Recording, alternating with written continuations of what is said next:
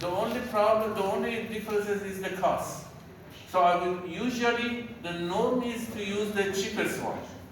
But the thing here, if somebody tell you, I can treat you with the penicillin, or I will treat you with the ofloxacin, which one you like? Penicillin is for my grandfather. Give me very new one. Is that the case? Is that the case? Yes, for the newly graduate, wants to have patient to be attracted to them. So he usually or she usually use the drug that is not everybody else is using. But that's not bad. This irrational drug use, that's what they call it, irrational drug use. So these three parameters is very important in choosing. This is the main, okay? We go one by one. But these are the main characters, these are the main elements into choosing which antibiotic I have to use. More effective, low toxicity, and low cost. Okay, but now we're going to go further. What else is needed? In choosing this, I need to have. Now we go back to some of your answer. Okay. When I want to prescribe a drug, I have to know how the drug works. I have to know what the situation of the host is. And also I have to know what type of microbe is in order to select. So the first thing we're going to talk about is the drug. Okay? The drug that I have to use, it has to only kill this type of bacteria, not the others. Okay? So it has to be selective toxicity. Merci. Okay. It has to be the spectrum can kill all those bacteria or microbes, and the classification of the drug.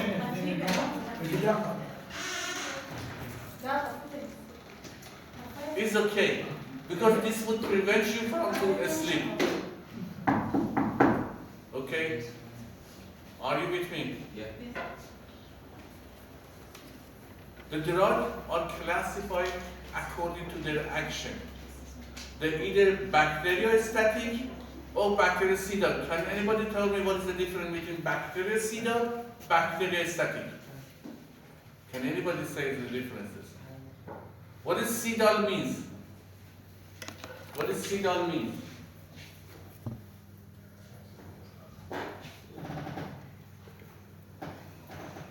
What does this cidal mean? You have terminology. What does the static mean?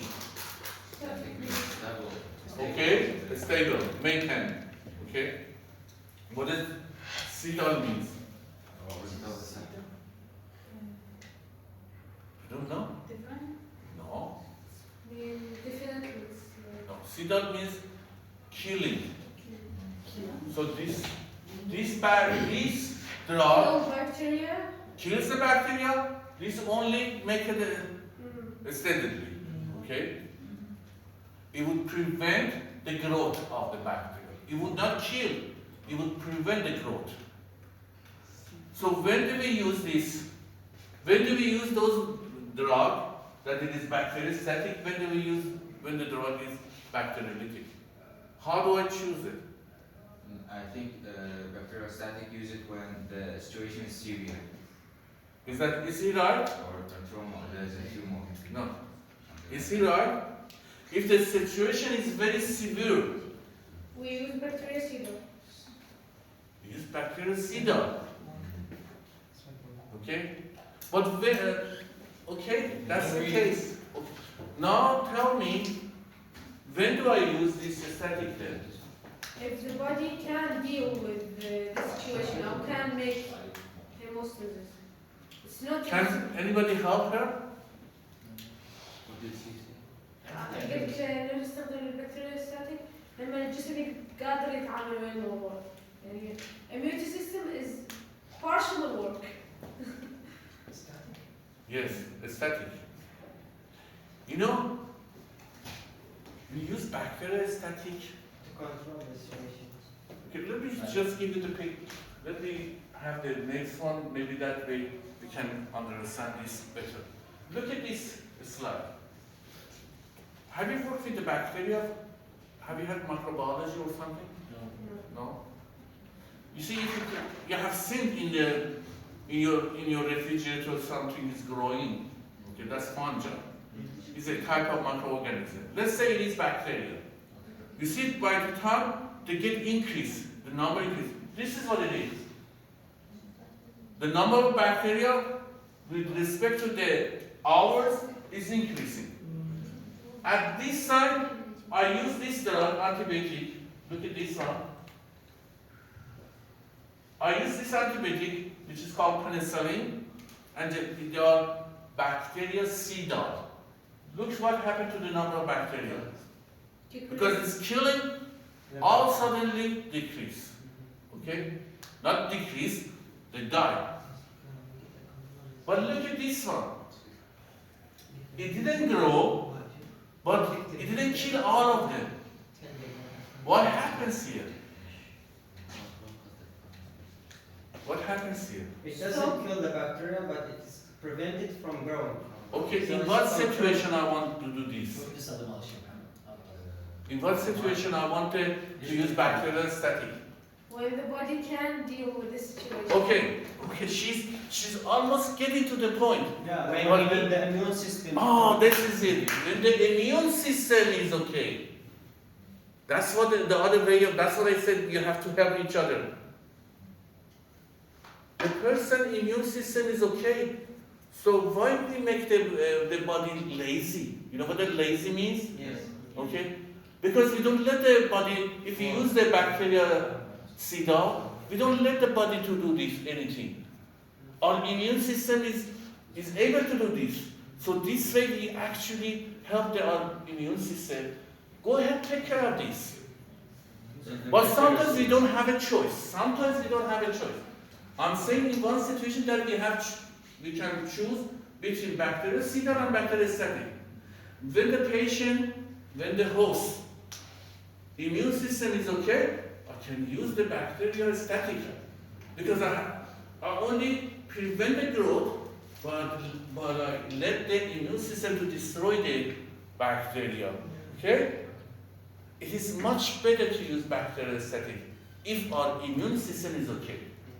You see, I keep saying immune system. So bacterial static doesn't kill the bacteria, just Inhibit growth. And Exactly. system have to kill the bacteria. You see, this is the growth of bacteria.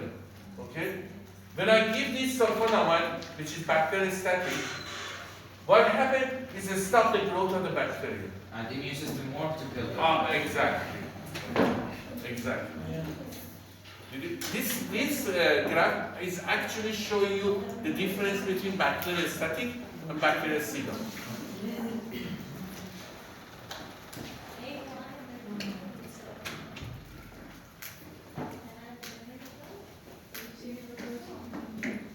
Okay. One other way I classify the drugs, either bacterial CDOT or bacterial static. But one other way I can classify different antibiotics, different antimicrobial. By the way, anybody knows what is the difference between antibiotic and antimicrobial? Nobody asked me why you are saying antimicrobial and some other times you say antibiotic.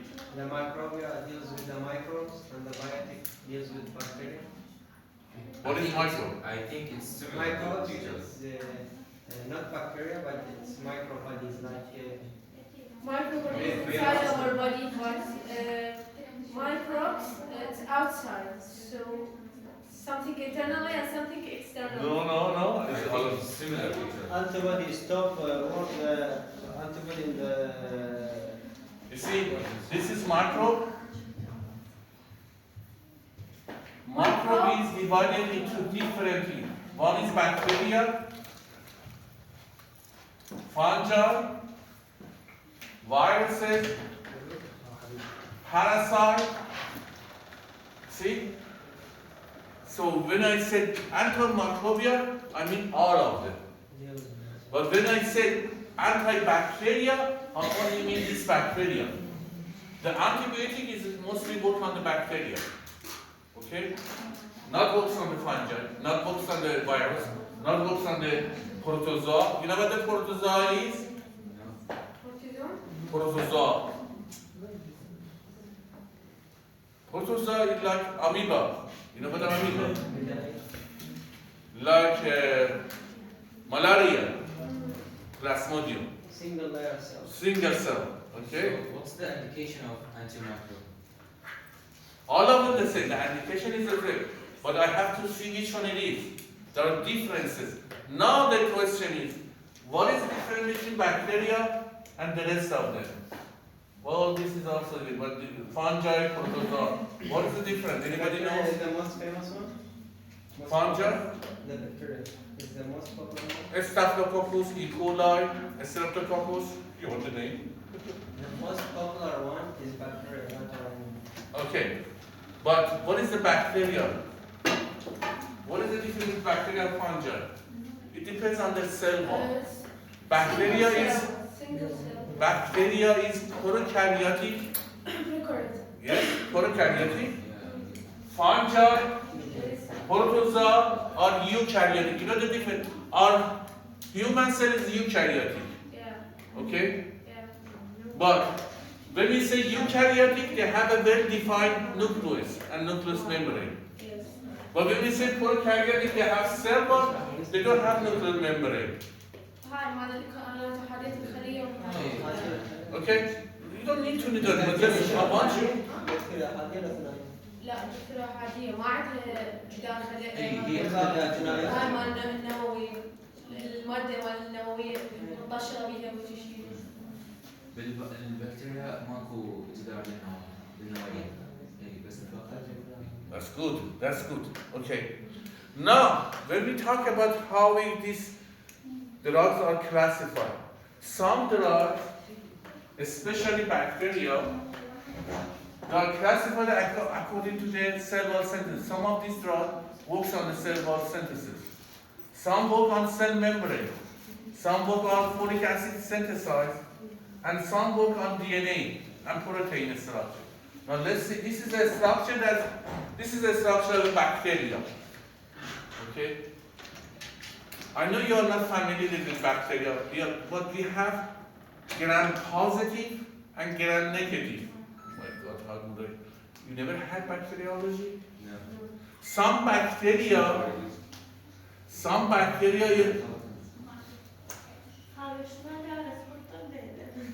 you didn't have bacteriology or microbiology, nothing. Oh, But we study it in high school, huh? Okay, I just want to know a little bit. Gram-positive in their cell wall, this is called cell wall. Okay, they have a compound called peptide glycan. Okay, this peptide glycan in gram-positive is a lot. Let's say is a lot. When we add some dye, the color would be blue or violet. Okay. Some bacteria, they have a little peptide glycan, let's say, and they have a little bit lipid. They will not turn blue. They will turn pink or red. Okay. That's why we say gram-positive, gram-negative. When we say gram-negative, the color usually is pink or red. When we say gram-positive, the color is blue or violet. So the colors change. What's the difference? I just said the differences. One with the one with a lot of peptide glycan, the other one with a very, very low peptide glycan. Okay, that's it. I don't want to go in detail, but let's just say that there is a difference between bacteria. In our mouth, okay, when you do coughing, if it is bacteria, is a streptococcus or a staphylococcus, is gram-positive. In our stomach, okay, is gram-negative, Escherichia coli. In a bladder, most of the people who get the infection of bladder is gram-negative. It's either E. coli or proteus. Usually it's gram-negative. So the strategy of using the drug is going to be different for gram-positive and gram-negative. So you can guess some drug may be gram-positive, some drug may be gram-negative, and some drug may be both of them. So how I can guess? Huh? How I can guess that? You tell me. I use the dye and find out which one it is. This is how you guess. You don't guess. Okay? You do use this dye, the blue one or the red one, to see which one it is. Okay? But his question is a little bit okay. If the patient comes with a fever and neutropenia, you know what the neutropenia is? No. Neutropenia. You have white blood cell. You have 3 types of white blood cell. Okay, eosinophil. You forget. And neutrophil. And neutrophil. When we see neutropenia, the amount of neutrophil become very low. Okay. When a patient comes with a fever, okay, with the neutropenia, and if you don't know what the bacteria is, okay, there is a drug which can be used because it can destroy both gram-positive and gram-negative. I can use this. This is called blind therapy. You know what the blind therapy means? No.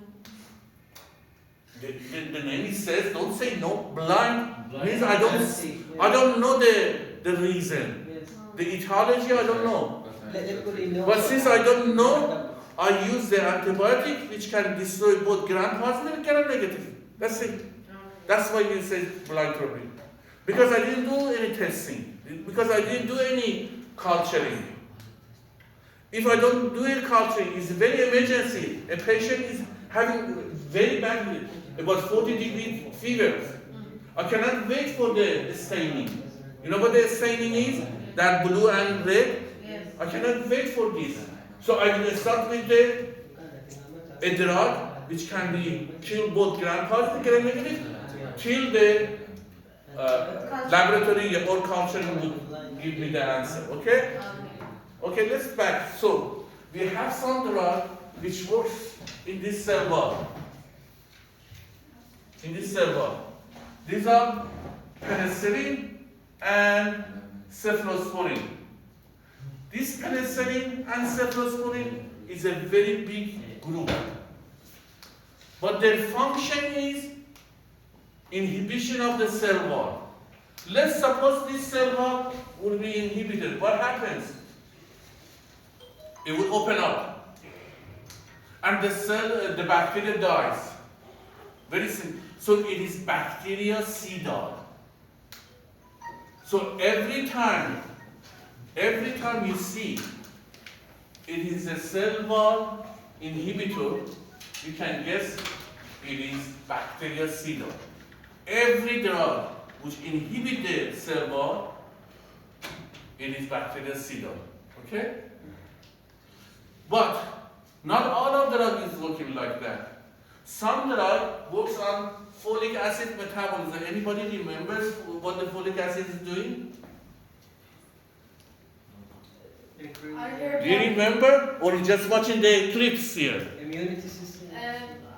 the pregnant women take a lot of folic acid, right? So for what? Why the pregnant one use folic acid? For growth of the fetus, correctly? Okay, so something related to the growth, yes? What else can you do? You had biochemistry. What is the folic acid is important? They call it vitamin and enzymes. Okay, this is folic acid. Folic acid is important in the synthesis of DNA and RNA. So if I inhibit this folic acid, I actually indirectly inhibit the DNA and RNA. Okay? This is called sulfonamide and trimethoprim. Dr. Qasim, can you tell me some example of this? Have you had a drug cotrimoxazole? Have you heard? Somehow, Yes. Cotrimoxazole is containing sulfonamide and trimethoprim. Why two drugs? Check this time when the doctor prescribe you this. Because this para-aminobenzoic acid is converted to dehydrofolic acid. Dehydrofolic acid is converted to tetrahydrofolic acid. They found that if I use only sulfonamide, the bacteria is submuted and can make this one. So they would actually use both of them to prevent the bacteria to produce folic acid. That's why they use it. You know that cotrimoxazole, you give them every 12 hours. Okay? But these are usually, they are bacteriostatic. Okay? They are bacteriostatic. In the DNA, I'm afraid to say that, but I will ask you again. I hope you had in the biochemistry how the DNA is being synthesized or replicated. Yes, we know. Oh, you know. Not together. Okay? The How they fold and unfold. The mRNA. No, folding, you know what the folding is? Has a code. بيات سبيكترم بيات. Yes. Okay, how they fold and unfold. Did they tell you about this in biochemistry? Anyhow, there is an enzyme responsible for this. They call it DNA gyrase. Look at this. Gyrase or gyrase, okay? This enzyme is responsible, this folding, and then cut it and unfold it, change it, okay? So some antibiotic works on this, DNA gyrase. They call it quinolone. Can I give an example? Yes, ciprofloxacin. Ofloxacin is they work like this. You have some like DNA directed RNA polymerase. The synthesizer of the RNA would be inhibited. DNA makes RNA, yes, in a ribosome. So if I inhibit RNA. Rifampin is a drug of choice for the tuberculosis. And in the ribosome, this is ribosome. I hope you had this. In the ribosome, transfer RNA bring all these amino acids, all the bases to form new ribosome, okay, or protein, especially protein. In the ribosome, we have a subunit of 50 and subunit of 30. Some drug, some antimicrobial antibiotic, it works on this. Some of them work on 50 S subtype, some on 30 subtype. So what's the difference? The difference is nothing. The net result is protein synthesis is going to be inhibited. Usually, when the drug is inhibiting protein synthesis, they are bacteriostatic, in general. Why Dr. Ghazi says in general? Because there is an exception, unfortunately. And this exception comes to your exam. What we call this aminoglycoside. This is a group of antibiotic such as gentamicin. Have you heard about gentamicin? Have you heard about gentamicin? Exactly this gentamicin is a blind-tropy in the book. It doesn't mean in the practice is like that. In the book says, if you don't know the reason the patient having fever and neutropenia, start with the gentamicin. Because it can kill the gram-positive and it can kill gram-negative. So the exception is, although they are inhibiting protein synthesis through the 30S, but they are bactericidal. That's the exception. Okay? Any question? How about the You want me to continue? tubramycin is the same as? Yes, tobramycin, amikacin, all of them like that. They all belong to the aminoglycoside. But tobramycin, because you are asking, this is not for here. Tobramycin Aminoglycolic acid in general, okay, in general, aminoglycolic acid have very narrow therapeutic index. What does it mean? Therapeutic index? Yes, narrow therapeutic index. This means when you increase the dose, it will have poison effect. Okay, she's almost right. I'm not increasing the dose. The therapeutic dose is so near to the toxic dose. So I have to monitor the drug. That's why we call it narrow. She was right. Okay? So if I have to use this, I have to use it in a short time or period. Tobramycin, the toxicity is much higher than gentamicin. It is only given to the patient when they are in the infectious section of the hospital. So that's It's a hospital, that's why you don't see it. But you do see it, this gentamicin, you will see it. But the tobramycin, amikacin, all these belong to the aminoglycoside, you don't see it. It's only hospital. Because of the toxicity, they have to monitor the patient. It is a narrow therapeutic. Even with the, let me give you something that happens in Iran. After the revolution, most of the professors left Iran, okay? The students like you, they started to read the book. So we don't need the professor, we can read it ourselves, just like you are. They started to read the book. In the book it says, for the blind therapy, gentamicin should be used. And they saw, as soon as they use gentamicin, the patient become well very fast. They started to use it and use it. They didn't read the whole paragraph. They only read the first two sentences. What happens? Patients become nephrotoxic, neurotoxic, vestibular toxic. Because they didn't read the whole pages, just the first two sentences.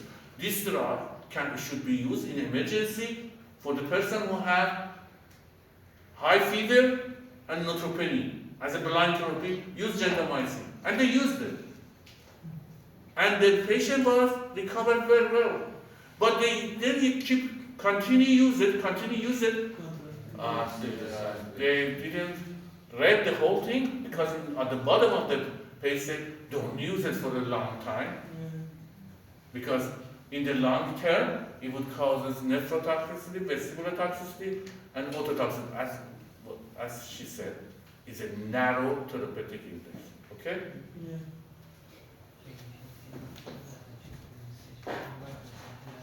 Okay. We talk about the drug. Now let's see what the host is. The host, usually we have some defense in our body. We have some defense mechanism. Our skin is a defense. Why? Because the bacteria cannot enter. But if there is an injury, if there is a wound, the bacteria can enter to our body. Mucous membrane. Mucous membrane. What is mucus? Contain acid. That's why we don't have any bacteria in our stomach. The acidity of the stomach is about 1 to 3. So the bacteria is going to be dying. So that's another protection thing. So Dr. Ghazi, if somebody is using anti-acid, that may actually makes the stomach ready for the bacterial growth? Yes. Because the acidity of the stomach prevents the bacteria to grow. And if you keep using anti-acid, that's one of the things that you may face. Immune response. We already said about the immune response. Our immune system is also taking care of most of the bacteria or microorganisms. Some of this drug is distributed. Remember I said 1 compartment, 2 compartment, 3 compartment modeling in the blood? Yes. Some of this drug may have different compartment. Like metabolism. Yes, compartment means that it means the half-life is different in different places. But when we say 1 compartment, that means the half-life is the same in all over our body.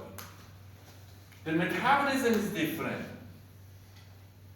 Some of them have different metabolism, so this is you have to take into consideration, especially in the old people, especially in pediatric. Sometimes gentamicin, listen to this, don't say that gentamicin maybe can be used in the infant. Why? One of the reasons we have no other choice, but it's not that bad as in the adult. Why? In infant. Because it's affects on the immune system. Okay? Why in infant we can use gentamicin, but in adult we should not use it for a long time? Both of them can be used, but for the infant you can use it a little bit for a long time too. Didn't you tell me that it is narrow? So why use it in infant? Because the kidney and liver is not well developed yet. It can recover. If you have other choice, we could do it. But sometimes we don't have a choice. But the good thing is, this infant can develop kidney again. But the adult is already adult, liver and kidney. The damage is not going to be reversed. Okay? So if you see if they use it in infant, don't say, Dr. Ghazi told us you should not use it for the long term. Okay? Don't say it. One problem is allergic reaction. Because the source of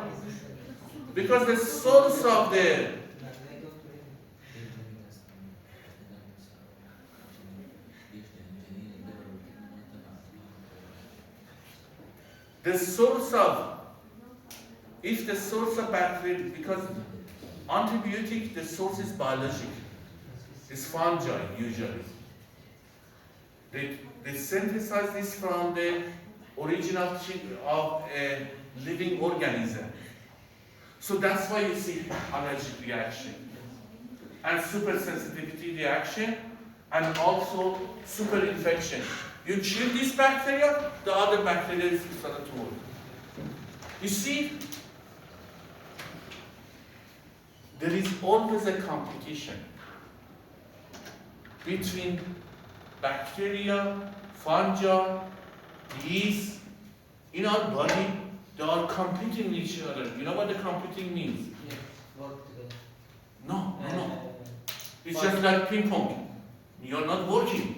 You're competing with each other. Okay? The bacteria is like that. Since they are competing with each other, nobody dominates the other one. Nobody lets others to grow more. This competition is good. But what happens if I get the illness? What happens if I use antibiotic? If I kill bacteria, this competition will be gone. Fungi start to grow up.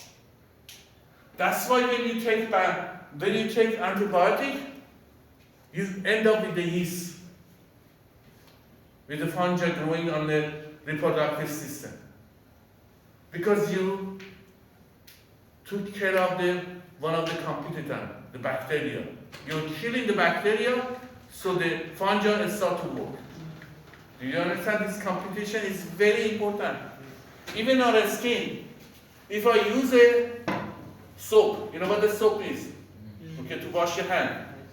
If that soap is antibacterial, is it good to be used or not? It's good, Okay, it's good. but not so much. What? Not so much, because it will affect this. Is good not for him, for the people who are working in a hospital. But for me, why should I use this soap that is killing gram-positive, let's say? The gram-negative is start to grow up. That's why you see your hand is getting very dryness. Because you are killing the competitor. You're killing the gram-positive and gram-negative, and fungi say, oh, he's here, so they start to grow up fast. So it's not good to use the soap that it has antibacterial, unless you are working in a hospital. Otherwise, you don't need this to use the soap that is antibacterial. Why do I have to use antibacterial? Because I changed the flora. We call flora of the skin. The bacteria, gram-positive, gram-negative, and fungi, they are competing with each other on the surface. That's why our skin is very soft. How about the alcohol? Alcohol is also like that. Alcohol also kills gram-positive and gram-negative.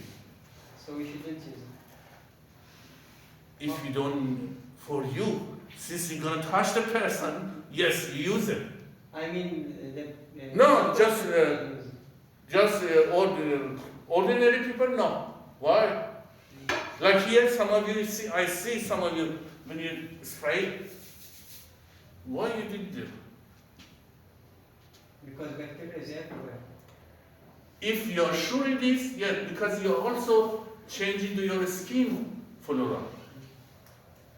That's if you continue using this. If you continue using this, your skin is gonna be dry. Your skin is gonna get dry. But since you are working in a physiotherapy, you have to use alcohol a lot. You have to use alcohol to all the electrode that you're gonna put on the patient. You have to use alcohol. You don't have any other choice. Yes, if it's bacteria, if the patient has bacteria, or if your office have bacteria, you can transfer the bacteria to the patient. So you use the alcohol. It depends on the situation, okay?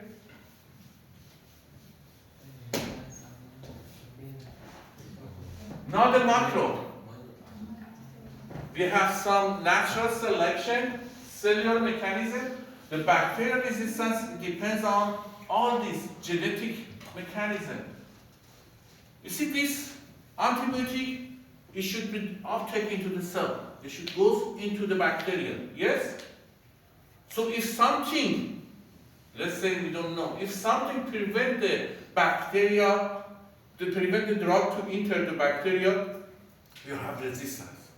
So decreasing uptake, there will be resistance. It gets into bacteria and all the way efflux. You know what the efflux means? You see, this is bacteria, okay? This drug comes to the bacteria, okay? And before it is doing anything, it would be exit.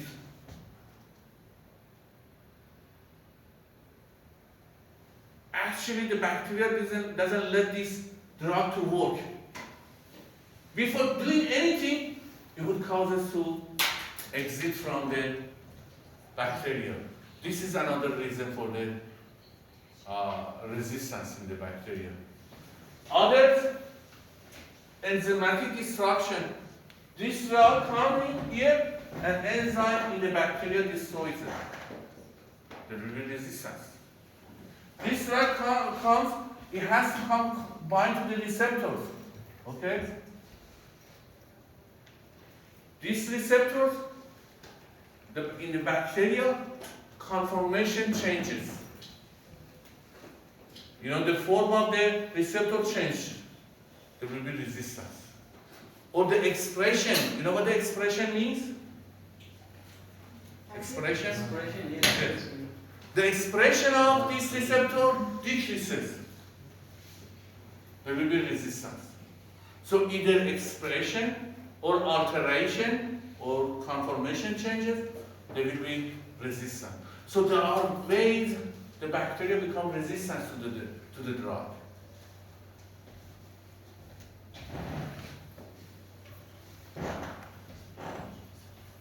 Some bacteria become resistant because of the viruses in our body. Especially for the gram-positive, the viruses would give information to them. So there is hereditary. Because they call it transduction. Or some bacteria, gram-negative, the plasmid give the information to the gram-negative and they become resistant. So the resistance can be genetically transferred from one microorganism to another microorganism. They give the information to the bacteria hello, we are here. This is the antibiotic this person is gonna use. So in order to be resistant, you have to do this. It would give all the information to the bacteria.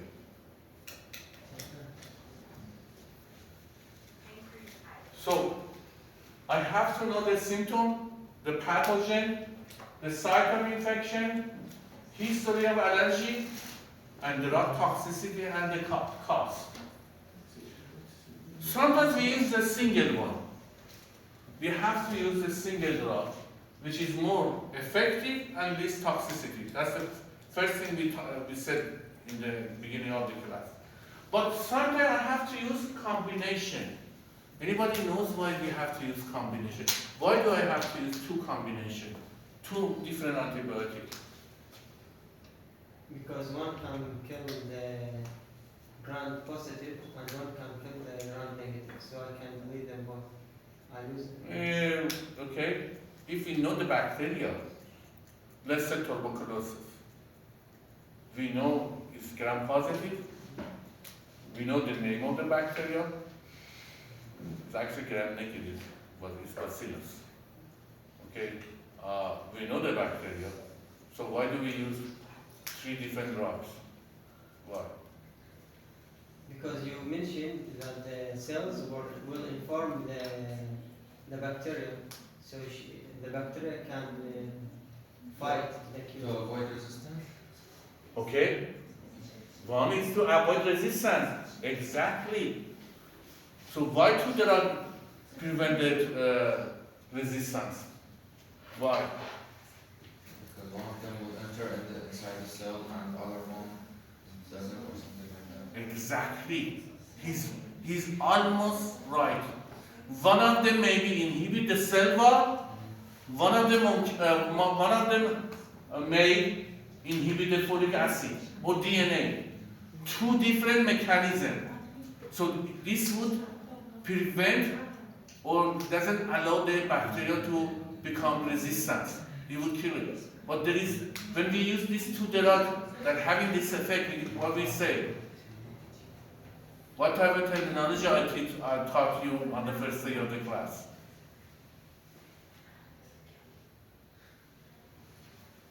Hello, hello, hello, hello, hello, hello. You tell me. You stop talking now. Because you're talking to that person, you're not listening. If I use 2 drugs together, one of them they say the right thing. Because we use 2 different mechanisms, we prevent the resistance. But what is the other reason that we use 2 drugs together or 3 drugs? I remember that when we used to drug one inhibit the other, so eliminate the reaction of the first one, so it's drug rational reaction. Remember I said drug A, drug B? Potential. No potential. Both have the activity. What is the other one? Relative, addition. No. Synergism. Synergism. Because one of them from cell wall, one of them from DNA, different mechanism, so I have synergist action. Okay? So now you found the reason. So the purpose of using 2 or 3 drugs together to prevent resistance and also having the more effect, synergism. Okay? I don't need just tuberculosis, as an example. Okay? The first group, I'm not going to go over any drugs. I'm just any group. I would just mention the function of it. The first group we said is penicillin. Okay, look at the structure of penicillin and cephalosporin. What type of structure they have in common? You see, what type of structure both of them have in common? They have this part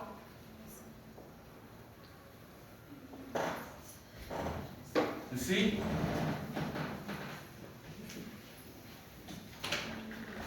All of them have this structure. The structure is the same. This is called lactome.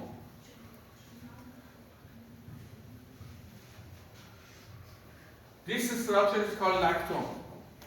The only difference is the branches. Otherwise, that means this actually is antibacterial activity. So anything happen to this, the antibacterial activity would be decreased or you will not see it. So penicillin and cephalosporin, they both have lactome. But let's look at the spectrum of that. You see, don't worry about this. It's just remember this positive and negative. These are negative, the yellow one. The bacteria which is gram negative. These are the bacteria which are gram positive. But at least know a strep. Sore throat is a streptococcus. You know what a sore throat means? Sore throat. Okay? Throat? Yes, sore throat. The responsible bacteria is this one, a streptococcus. And you know what? I want you to learn this. A staphylococcus is very important. It's a hospital bacteria. Your hospital is being evaluated by the staphylococcus. If they said your hospital is clean, it's because the staphylococcus is very low. If they said your hospital is very, everybody comes here, it will get infection after surgery, you should be blamed on staphylococcus. It's a gram positive. These are not your skin. But look at it. This group mostly work on gram positive. Only this part that is cephalosporin, it works on the gram negative. So that's the only differences. So if I want to choose which one, I have to know which bacteria it is to be able to reuse it. I don't expect you to remember the name. I don't expect you to remember gram positive, gram negative. Don't think that I will give this question to you. But there are certain things I need you to remember, that this penicillin have better lactome group. And cephalosporin also better lactome. Penicillin, you never taught or you never given that it is not given orally. Because the gastric acid would destroy it. That's why you use the injection. There is only one type called penicillin V. Penicillin V can be given orally. But people believe that this is placebo. You know what the placebo means? Anybody knows placebo? No? Let's say this is placebo because I want to go to psychological, okay? I want to give to everybody some drug, like penicillin, but I will not tell each one of them it is penicillin. I will give one of them, instead of penicillin, I will give the sugar tablet, okay? But he doesn't know it is sugar. This is called placebo. Like imaginary drug. Yes, but he doesn't know it is imaginary. Because I want to know the effect on psychological effect. Then I found out that placebo have effect because he think it is antibiotic. Yeah. Okay, this is called placebo. So people thought penicillin V, it works like a placebo. It doesn't have effect. Okay? For that reason, they use the injection. We have penicillin G, penicillin, procaine penicillin G, benzoyl penicillin G. Why I'm saying it? How many of you had the penicillin injection? None of you. We are very, very healthy people. You never had anything? No penicillin shot? That's really good. In Iran, everybody have penicillin shot.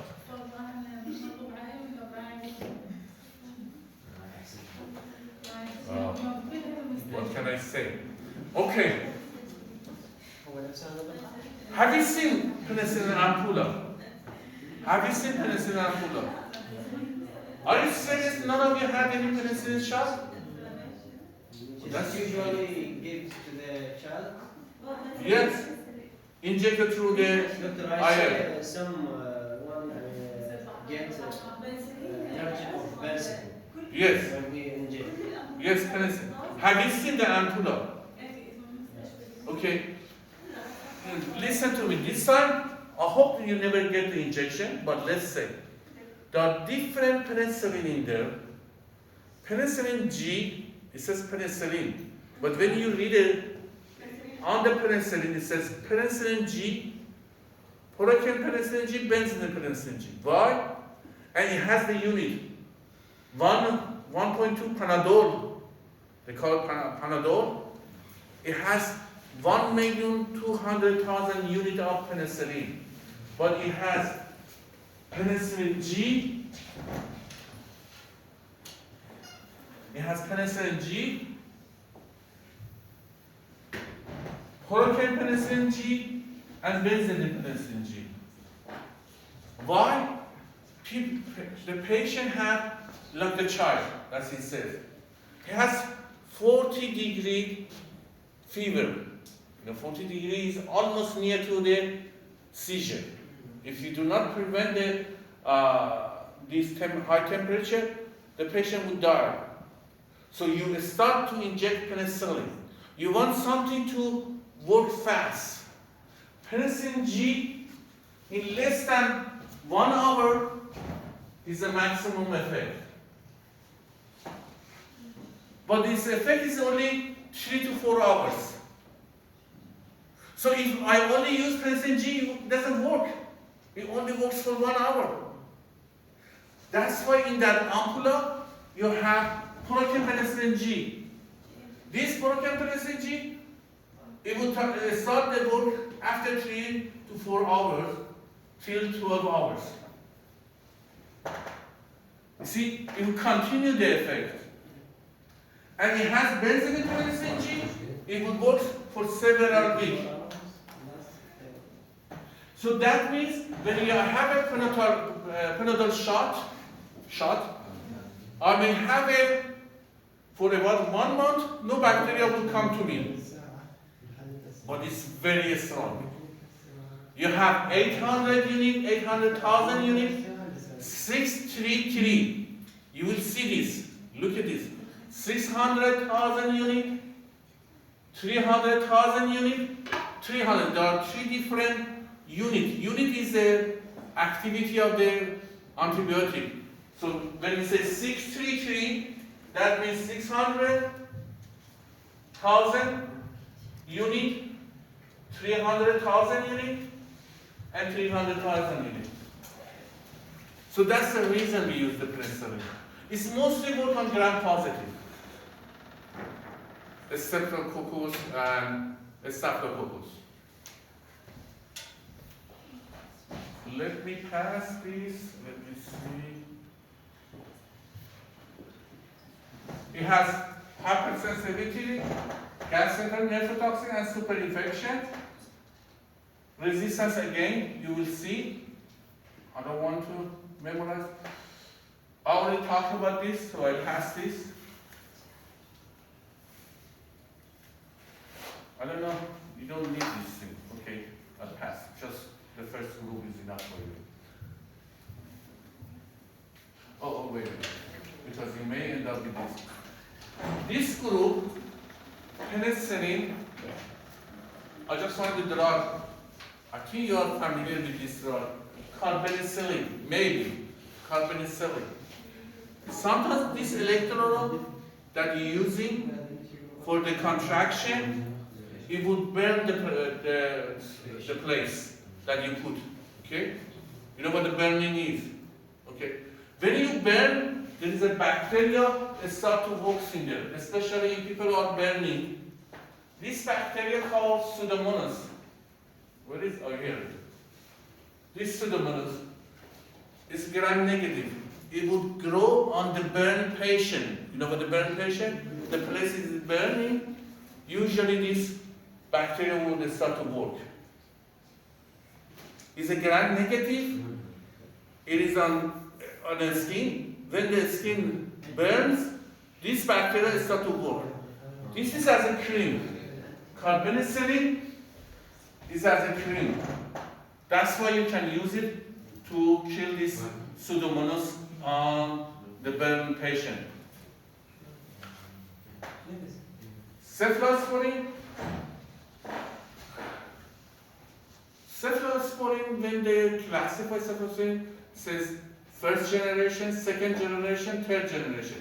I just want you to know the first generation, some of the rock, they are presented in one period of time, and then second period they call it second generation, and third generation is after that. So first generation have more activity on gram-positive. As it goes to the third generation, the gram-positive activity will be decreased and gram-negative activity will increase. Therefore, some of these can be used for the urinary tract infection, such as cephalosporin and cephazolin. These are also used in your country. Just know these are the cephalosporin, the first generation gram-positive. The third generation is mostly work on gram-negative. So I will pass this through. That's too much for you all. Okay, gentamicin. Look at this aminoglycoside. You see, the reason we said this is for the blind trophy, look at it. It works on both gram-positive and gram-negative. And that's the reason. What did you say about the aminoglycoside, such as gentamicin? They are having very low therapeutic index. Look at it. Ototoxicity, nephrotoxicity, and neurotoxicity. So you should only use it in a very short period of time, or you have to monitor it. Okay, let me pass this. That's good enough for you all.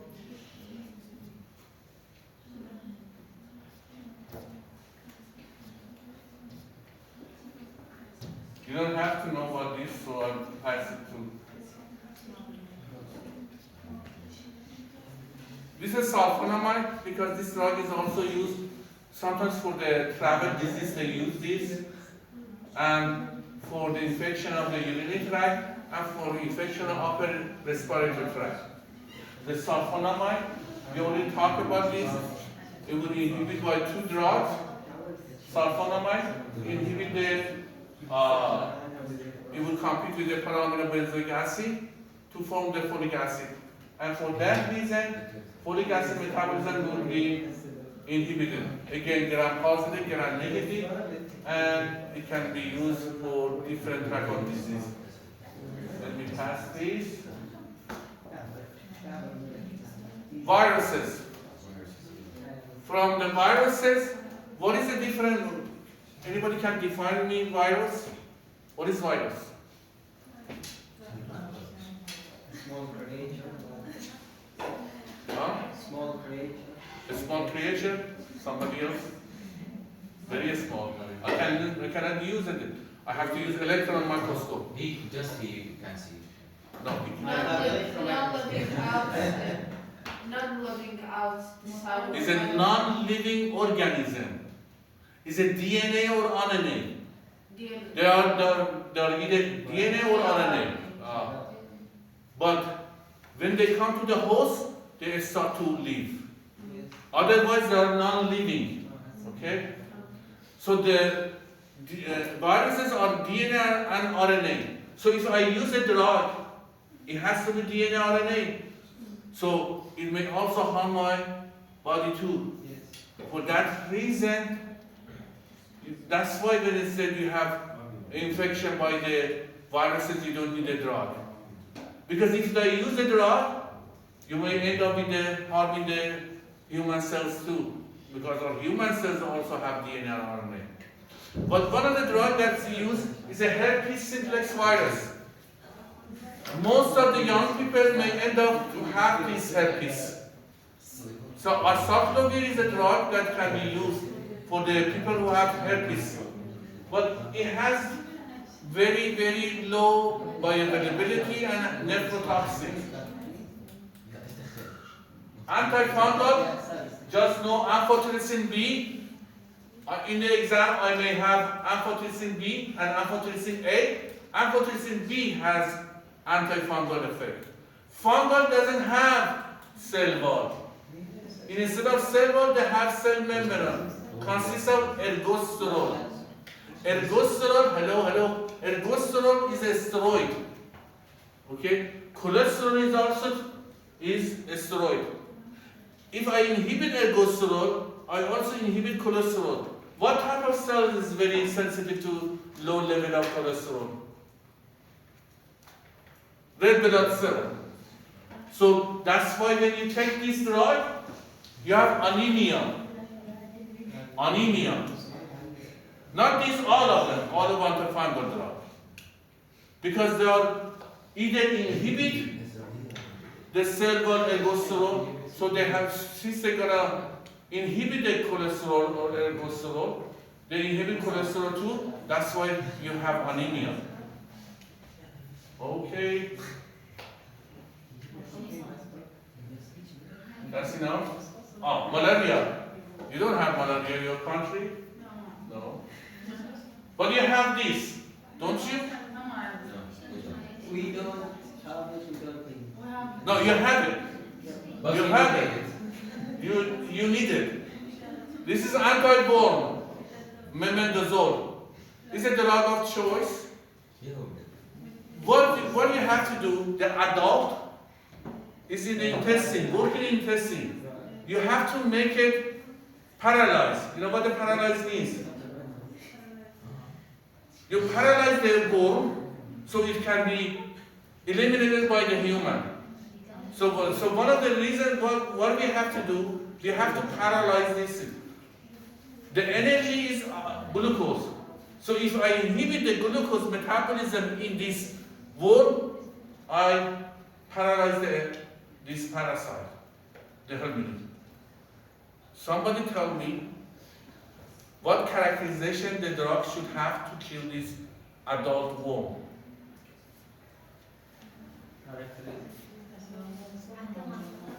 Is it have to be lipophilic or hydrophilic?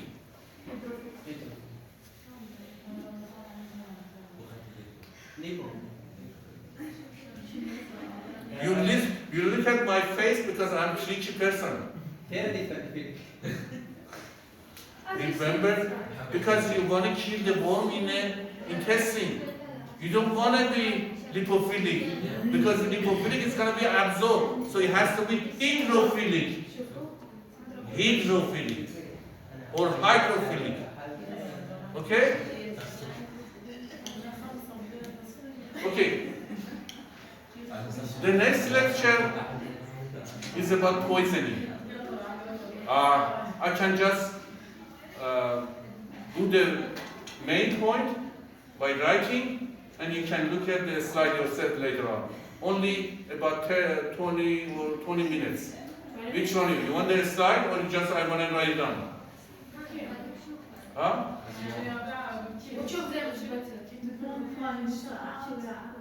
You're responsible for the slide, but I can write it down and just highlight those important points. Okay? I think that's what. You mean the other file? Yes. It's only 10 minutes, 20 minutes. 10 minutes, 10 minutes.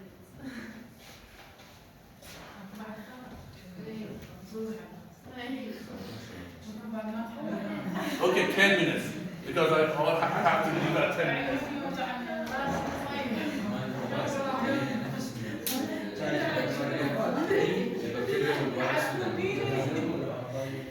Okay, let me talk about the poisoning.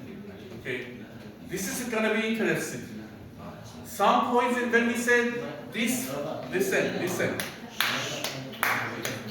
Poisoning when you take a drug, okay, there is difference between toxicity and poisoning. Toxicity, when we say toxicity, any chemical, any substance which causes toxic effect, harmful effect, we call it toxicity. But when we say poison, the substance should be taken by the organism or living organism. When it's taken, it will have toxic effect. Do you understand the differences? Yes. So the poison should be taken, Yes. but we say this chemical is toxic. Okay? But it doesn't mean it's being taken by the living organism. Okay? Which of them is more dangerous, toxic or poison? Poison. Both of them dangerous because poison means the toxic material is taken. Poison. But when we say it's toxicity, that means this chemical is toxic. But before you take it, there is no harm to you. Okay? So when we say about poisoning, that means that chemical or substance is being taken by organism. It would cause a malfunction of the organism. Okay? So let's suppose this chemical, listen, this is important for you. This chemical you are in the lab, this chemical just put on your skin. What do I do? Poison. Toxic material, you are near to the petrochemical, all suddenly there is a chemical accident, and this chemical is all over you. This is your close friend is having this problem. And you see this close friend, you just get panicked and you go and help him. So what do you have to do? Wash his face with water. Wash his face with water, okay? Or escape. Or escape. Don't forget about the friend. You see this petrochemical is vaporized. If I'll go and help him, I'm also gonna be exposed to it. So what I do, I take a blanket and wrap the patient with this blanket. If I take it without this, I'm also gonna be exposed. I have to be alive to help him. It's not worth it if I die, he's also die. This is not movie. I need to help everybody. So the best solution, I told you, escape. You must escape. But he's your friend. I don't need How could you say that? I don't need him. Okay? So you wrap it on the you take it to the hospital. It has to be an isolation place. The patient, all the clothes will be removed and showered and then goes to the hospital. So the best way for the pollution or contamination of the skin is dilution. Okay, you know what the dilution means? Washing. Yes, that means the amount of the drug, it is concentrated. When you wash it, it's going to be diluted. Raqiq, you said? Okay, raqiq. It becomes raqiq.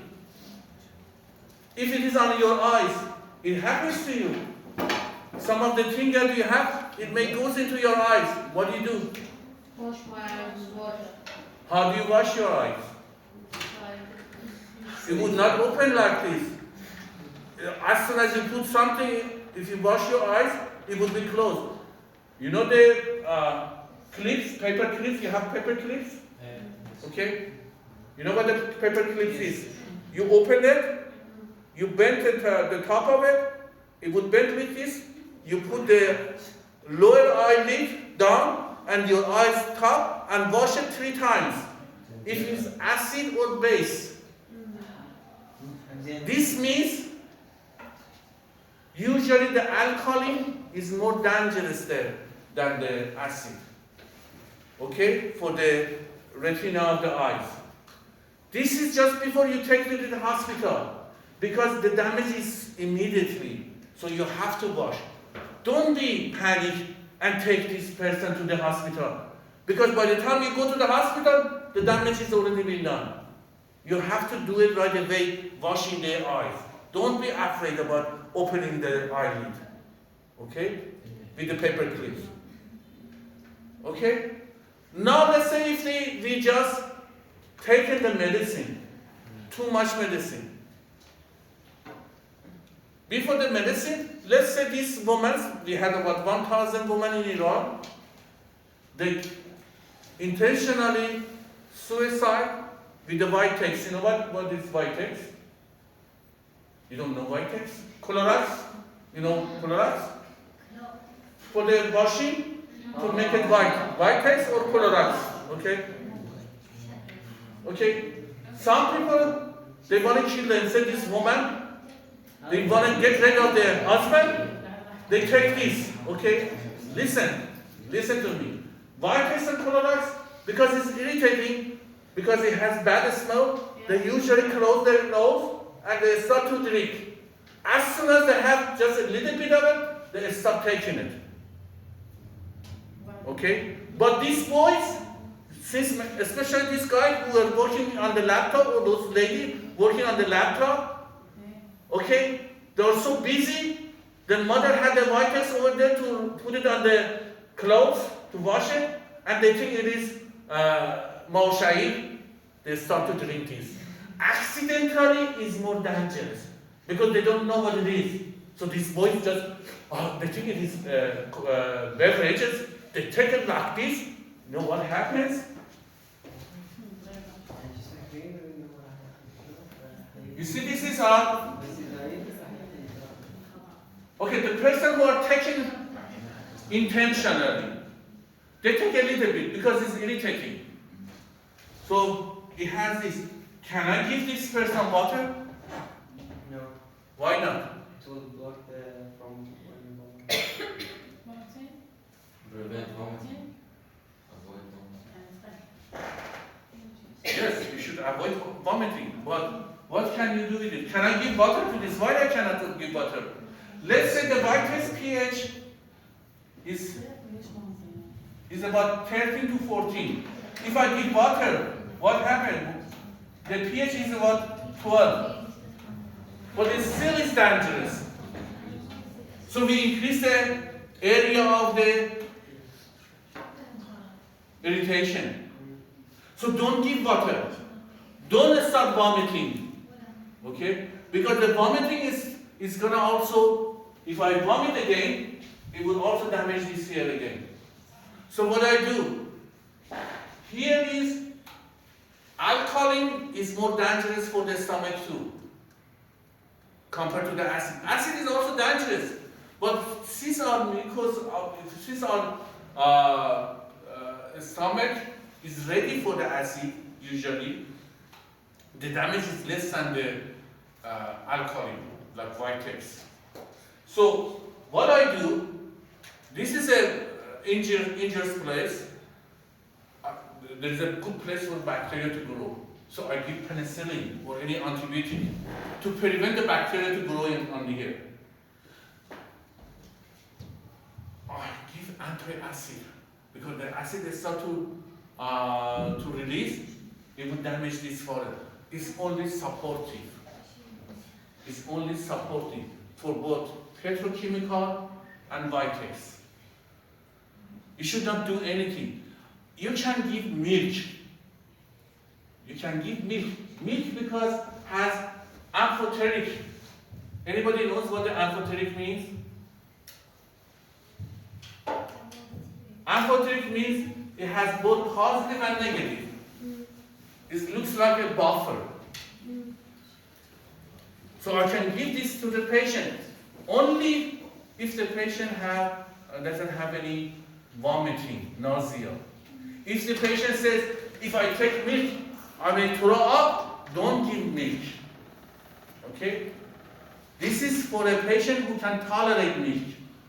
You have to ask the patient, can I give you milk without having nausea or vomiting? If she or he said, no, I feel okay, I can take milk, then give milk. Otherwise, you should not give the milk to that patient too.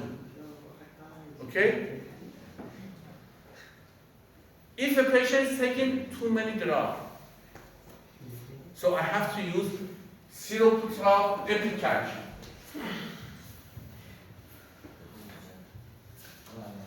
Epicac is alkaloid. In less than 30 minutes, it causes vomiting. So whatever you have in your stomach, you will throw up. This is for Epicac. If it needed, you can wash the stomach. They call it gastric lavage. Or you can use an absorbent, like activated charcoal. Activated charcoal is an absorbent. It would absorb the toxic material. It would not let it to be absorbed by the stomach. Okay, this is how we decrease the poisoning person from become poisoned. Okay, and sometimes we can increase the elimination by changing the pH. Remember for the salicylate, we change the pH. For the phencyclidine, we can phenobarbital, we can change the pH and we increase it. And dialysis. We have hemodialysis and activated charcoal or hemoperfusion. You can leave. And we have antidote. Okay? Can Sorry? you give us the points for the next part? You said you can give us the important points. I said it, the important point. We want to mark it on the Slide? What do I need to do? We- Leave. So,